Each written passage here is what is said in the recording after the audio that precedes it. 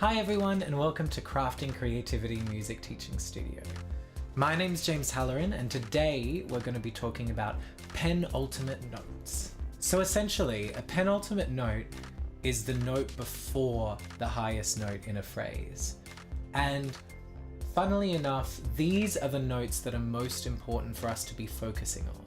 Because when we're ascending a scale passage or making a leap into our upper register, there's no hope that we're going to get that strong top note unless the note before it is totally balanced and our technique is correct. Because if we're not ready for that note before it comes, then we don't stand a chance. So focusing on these penultimate notes allows us to relax our voice so that when we jump, it's easy, and it also allows us to check that our technique is correct. Because there's no time to actually change or alter our technique by the time we're going up to that top note. It needs to be in place from the note before.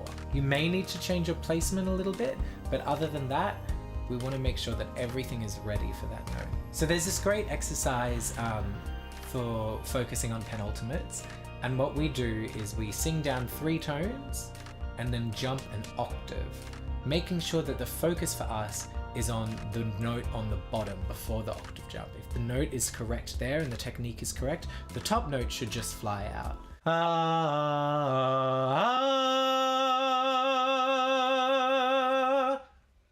And then we could go higher. And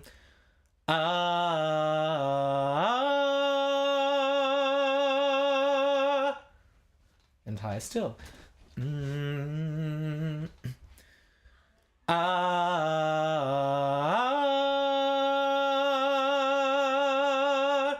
And higher still.